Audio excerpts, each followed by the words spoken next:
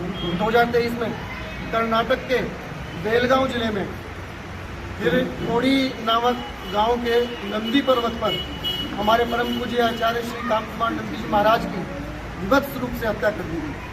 पहले उनको करंट दिया गया और जब वो अचेत अवस्था में, अधमरी अवस्था में हो गए तो उनके शरीर के 9 टुकड़े कर एक बोरवेल में डाल दिए गए। ऐसी नृशंस हत्या शायद भारतीय इतिहास में पहली बार हुई है, वो भी एक ऐसे जैन संत के जो प्रत्येक जीव के प्रति अहिंसा का भाव रखते हैं। इस नृशंस हत्या के विरोध में आज मेरठ में विश्व जैन संगठन के आह्वान पर यहाँ महावीर जयंती भवन शारदा रोड से पंच बैलेती दिगंबर जैन मंदिर, झंडेवाला चौक, किशनपुरी पत्थर वालों के सामने से होते हुए अंबेडकर मूर्ति जो मेट्रो प्लाजा के सामने है, वहाँ ये कैंडल मार्च पहुँचेगा। और क्योंकि महावीर भगवान ने अहिंसा, प्रेम, करुणा, परोपकार, परस्पर जीनवा नाम, जियो और जीने दो, सबको समानता का अधिकार दिया है और इस स्वतंत्र भारत में सभी धर्मों के प्रति एक समान भाव, सब धर्मों के अपने अनुसार उसका व्यवहार करने का, उसको अपनाने का जो स्वतंत्रता मिली है हमें भारतीय संविधान में, वो बाबा साहब भीमराव अम्बेडकर ने दी है। हम यहाँ महावीर भगवान के सिद्धांतों को लेकर वहाँ बाबा साहब की जो चौक है वहाँ पर मोमबत्ती जलाकर सरकार को ये चेताना चाहते हैं कि जो अधिकार संविधान में हमको मिला है हमारे धर्म की रक्षा के लिए, हमारे धर्म को अपनाने के लिए, उसको वो बरकरार रखे, उसके अस्तित्व को मिटाने का प्रयास ना करें। क्योंकि इस सदी में जैन धर्म के अस्तित्व को, जैन धर्म के संस्कृति को मिटाने का जो षड्यंत्र रचा गया वो 2002 से शुरुआत हुई है।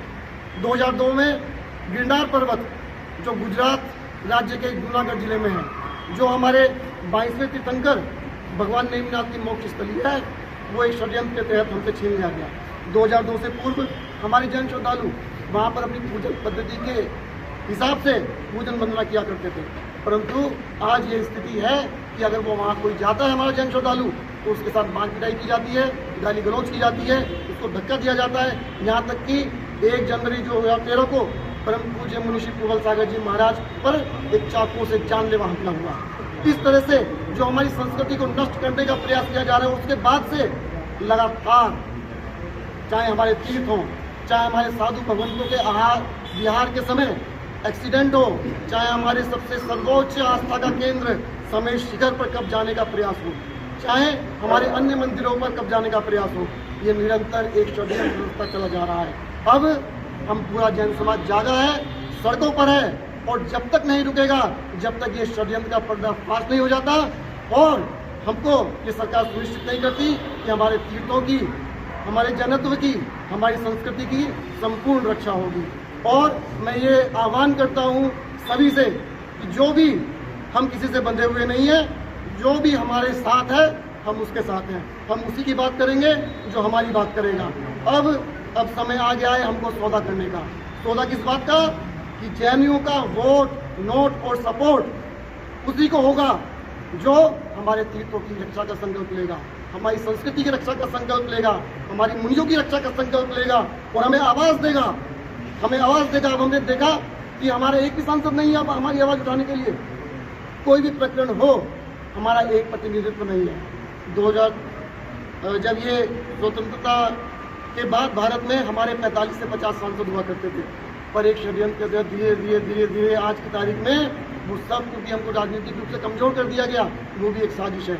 अब हम मांग करते हैं कि ताकि हमें हमारी आवाज़ मिले और जब भी कोई ऐसी घटना हो तो संसद में जो सबसे बड़ा मंदिर है हमारे संविधान का, हमारे भारत का, वह हमारी आवाज़ बुलंद हो। इसलिए हम ये भी मांग करते हैं कि जो हमारी बात करेगा, जो हमको प्रतिनिधित्व देगा, जैन समाज उसके साथ होगा। जो हमारे साथ है हम उसके साथ हैं, जो हमारे साथ है हम उसके साथ हैं।